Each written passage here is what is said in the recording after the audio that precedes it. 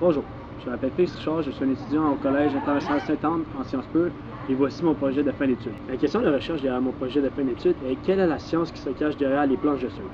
Pour étudier cette question, je vais tenter de créer une planche de surf qui est l'hybride parfait entre une planche de surf pour débutants et une planche de surf pour experts. Je vais tenter de fabriquer cette planche de surf à partir de la théorie que j'aurais appris en lisant plusieurs documentaires et la théorie que mon superviseur Martin Gay m'aura appris. Martin Gay est le fondateur d'une compagnie de fabrication de planches de surf qui est nommée Guava Surfboard. Le but de fabriquer cette planche de surf est de pouvoir faire des tests sur la côte est américaine à savoir si oui ou non la théorie corrobore bel et bien la pratique de la physique se cache derrière la planche de surf. Pour ce faire, j'utiliserai une sonde GPS haute précision qui me permettra de collecter les données quantitatives et j'ai comparé trois types de planches de surf différentes. Une planche de surf pour débutants, une planche de surf pour experts et une planche de surf que je vais avoir fabriquée lors de mon stage. Mon hypothèse est que la pratique corrobore bel et bien la théorie, sinon respecte les caractéristiques que j'ai décidé de mettre sur la planche de surf. Par contre, il faut regarder le reste du documentaire pour savoir quelles sont ces caractéristiques que j'ai décidé de mettre sur ma planche de surf. Bonne écoute! Les 2 premières semaines de mon stage ont été consacrées purement à la théorie, car lors de ces 2 semaines, j'ai dû lire et regarder des documentaires sur la méthode de fabrication des planches de surf et sur l'importance des caractéristiques d'une planche de surf sur ses performances. La première semaine a été consacrée à l'apprentissage de la technique de fabrication d'une planche de surf. Pour ce faire, mon superviseur Martin Gay m'a alors remis 3 documentaires à regarder et étudier pour que lorsque je vienne à son entreprise, nous ne perdions pas de temps à apprendre cette théorie. Martin m'a alors remis 2 DVD que je devais regarder pour me permettre d'apprendre la technique de fabrication qu'il utilisait. Ces 2 DVD sont The Master Shaper et Shaping 101 by John Carper. De plus, il m'a demandé de visionner un documentaire sur YouTube intitulé Hand Shaping a Surfboard from a Blank. Cette vidéo est un résumé de la fabrication d'une planche de surf. Je devais la télécharger pour pouvoir y avoir accès en permanence lors de la fabrication de la planche de surf.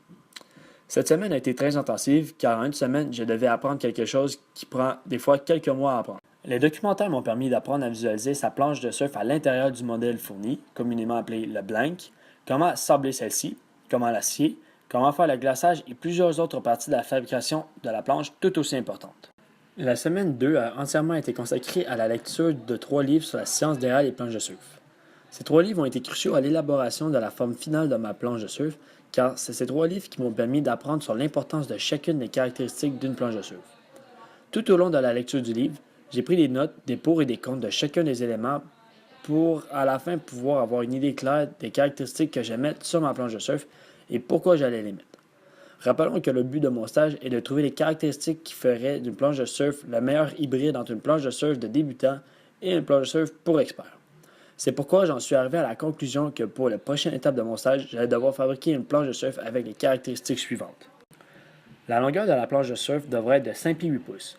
La longueur de la planche est importante pour les performances car une planche trop longue réduit la maniabilité alors qu'une planche trop petite ne possède pas un assez grand volume pour attraper les vagues. Le volume de la planche devrait être entre 30 et 35 litres. Pour ce faire, la largeur de la planche doit être de 19 pouces et 5 huitièmes et avoir une épaisseur de 2 pouces et 5 huitièmes. Le volume est important parce que trop peu de volume réduira le nombre de vagues attrapées par le surfeur et la vitesse générée sera moins grande alors qu'une planche avec un trop grand volume sera difficile à tourner. La forme de la queue de la planche devrait être un pintail. L'avantage d'un pintail est que celui-ci est plus étroit alors il augmente la circulation d'eau sous la planche. Cela crée donc une planche avec beaucoup plus de contrôle et de maniabilité. Par contre, ce type de queue réduit la vitesse de la planche. Il devrait avoir 4 ailerons sur la planche mis en forme de trapèze, communément appelé quad. Les avantages de positionner les ailerons de cette façon est que cela génère beaucoup plus de vitesse que les autres types d'installations. Et cela permet aussi une meilleure maniabilité. Le désavantage d'avoir 4 ailerons sur la planche est qu'il est beaucoup plus difficile de faire des figures dans les airs. Ce n'est pas de grandes conséquences compte tenu du fait que la planche de surf que je fabriquerai ne s'adresse pas à un public qui est en mesure de faire des figures aériennes. Après avoir trouvé ces caractéristiques, j'ai contacté mon superviseur qui est un expert en la matière pour valider les caractéristiques énumérées précédemment pour savoir si elle allait optimiser les performances de la planche tout en permettant de maximiser le nombre de vagues attrapées par l'utilisateur. Selon ses connaissances et les recherches qu'il a faites, ces caractéristiques sont parfaites pour répondre à mon but. Lors de la 3e semaine de mon stage, j'ai mis en pratique ce que j'ai appris au cours des 2 dernières semaines. J'ai finalement construit la planche de surf idéale qui est l'hybride parfait entre une planche de surf pour débutants et une planche de surf pour experts. J'ai passé la semaine entière avec Martin Gay, mon superviseur, pour fabriquer la planche de surf avec les caractéristiques que j'ai trouvées lors de la semaine 2. La fabrication de la planche a été comme sur des roulettes. J'ai été en mesure de mettre toutes les caractéristiques que je voulais sur la planche. Après cette semaine, il ne nous restait plus qu'à faire le glaçage de la planche et installer les ailerons sous celle-ci. C'est ce que j'ai fait lors de la semaine 4 de mon stage. L'installation des ailerons et le glaçage de la planche n'ont pris que 2 jours de la semaine. Alors, le troisième jour de cette semaine, j'en ai profité pour faire passer l'entrevue à mon superviseur et lui poser 19 questions. Maintenant que ma planche de surf optimale est construite, selon la théorie, je vais aller faire des tests sur la côte est américaine pour savoir si oui ou non cette théorie est bel et bien la vérité. C'est pourquoi les questions que j'ai posées à mon superviseur sont importantes, car maintenant je n'ai plus qu'une seule source scientifique pour connaître la théorie derrière la physique des planches de surf, j'en ai maintenant 4. Martin Gay et les 3 livres que j'ai lus lors de la semaine 2. En résumé, lors de la partie expérimentale de mon stage qui se déroulera lors de la semaine 6, je comparerai 3 différents points de vue. La théorie trouvée dans les livres, la théorie donnée par Martin et les valeurs expérimentales que j'aurai amassées sur le terrain. Lorsque la semaine 6 est arrivée, je suis descendu en la main effectuer mes tests sur le terrain. Pour avoir les résultats le plus précis possible, j'ai emporté avec moi 3 planches de surf pour différents calibres de surfeurs, une vidéocaméra et une sonde GPS haute précision qui est en mesure de mettre des valeurs quantitatives à mes expériences. Le but de ce voyage était premièrement d'évaluer si oui ou non la planche que j'ai fabriquée est l'hybride parfait entre une planche de surf pour débutants et une planche de surf pour les experts. Pour ce faire, j'ai séparé mes évaluations en 2 catégories principales.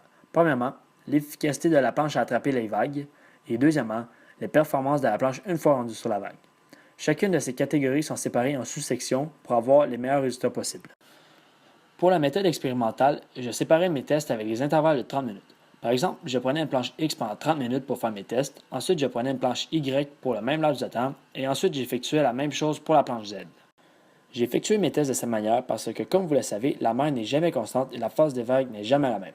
Alors, avec cette technique, j'ai diminué les chances d'erreur expérimentale. J'étais supposé rester 7 jours dans le Maine pour effectuer mes tests, mais à cause de mauvaises conditions pour le surf, je suis revenu après seulement 5 jours. À cause que les vagues étaient trop petites pour être en mesure d'être surfées, il a fallu que j'improvise un peu pour finaliser mes résultats. Alors, lorsque je suis revenu à Montréal, je suis allé effectuer mes tests à Habitat 67, qui est une vague de surf naturel infinie à Montréal. Le but principal d'aller surfer à Habitat 67 était de pouvoir collecter le plus de données possible sur les performances de la planche une fois sur la vague. Car à Montréal, il est possible de rester debout sur la vague plusieurs minutes, alors que dans le Maine, la situation me laissait seulement le temps de surfer quelques secondes, ce qui complète grandement la collecte des résultats. Il est important aussi de noter que je suis resté en contact avec mon superviseur tout au long de mon voyage, pour le garder informé de mes résultats. Nous communiquions principalement par courriel et aussi par Skype. Le deuxième but de ce stage était d'analyser à savoir quelle était la meilleure façon de mettre les ailerons sous la planche de surf. Il y a 3 façons possibles de placer les ailerons sous la planche, et j'ai effectué des tests pour savoir quelle est la meilleure de ces façons pour créer la planche de surf optimale pour répondre à mon but. Une fois revenu à Montréal, j'ai computé les résultats et voici le compte-rendu final de mon stage. Ces 5 graphiques illustrent les résultats moyens globaux que j'ai récoltés lors des 5 jours de surf dans le Maine. Comme il est possible de le constater, la planche de surf pour débutants a toujours une avance sur les autres types de planches de surf. Ceci est dû à la grosseur des vagues présentes dans le Maine, car plus une vague est petite et faible, plus une planche de surf avec un grand volume est adaptée pour pouvoir la surfer. C'est pourquoi la planche de surf que j'ai fabriquée arrive en deuxième position pour ces critères, car elle possède le deuxième plus gros volume parmi ces planches. Le 5e graphique, celui avec le titre « Nombre de vagues attrapées en moyenne en 1 heure », est le graphique le plus important pour mes résultats, car il répond à l'un des 2 buts principaux de mon stage, c'est-à-dire d'évaluer l'efficacité de la planche à attraper des vagues. Comme prévu, selon la théorie, la planche de surf que j'ai fabriquée arrive en deuxième position. Ceci est encore dû au volume important de la planche.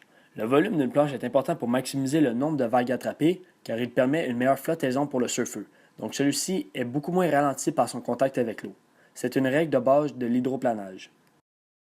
Lorsque j'ai effectué les tests à Montréal, le but était principalement de pouvoir analyser les performances de la planche une fois rendue sur la vague. Pour ce faire, j'effectuais des tests d'1 minute sur la vague à Habitat 67 et j'essayais de faire le plus grand nombre de virages possible. Cela allait me permettre d'évaluer la maniabilité de la planche sur la vague. La maniabilité d'une planche sur une vague est ce qui caractérise principalement une planche de surf performante.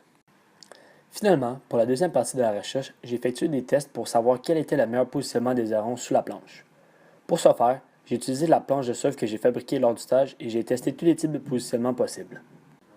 Le positionnement des ailerons de référence était celui avec 3 ailerons appelés thruster. Après avoir surfé 5 vagues avec ce type de positionnement, il ne me restait plus qu'à effectuer la même chose avec un aileron et ensuite 4 ailerons au lieu d'en utiliser 3 sous la planche. Lors de l'analyse des résultats, j'en suis arrivé à la conclusion que le positionnement des ailerons sur la planche optimale pour mon but est celui qui comprend 4 ailerons, car c'est avec ce type de positionnement que la vitesse moyenne était la plus élevée.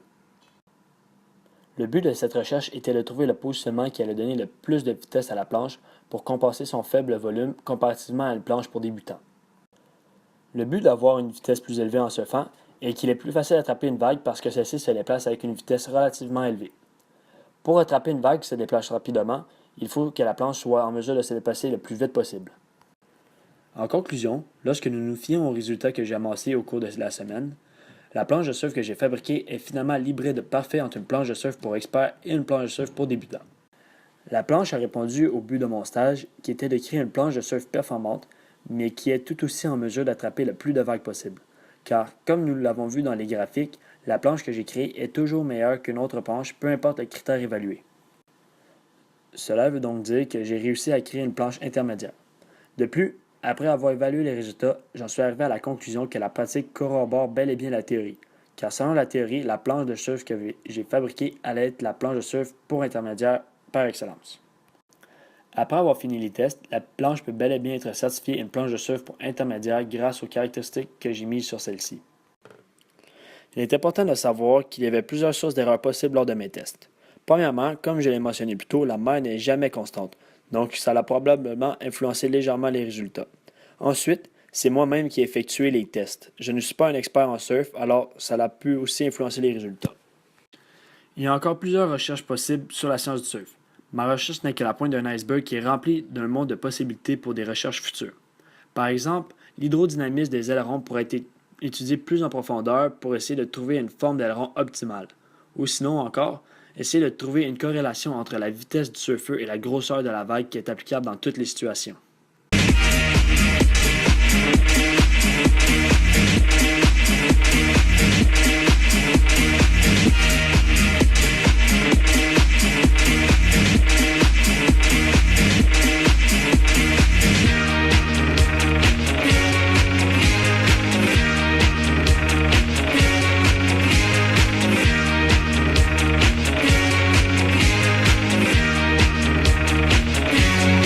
Barbra Streisand. Pour ça va.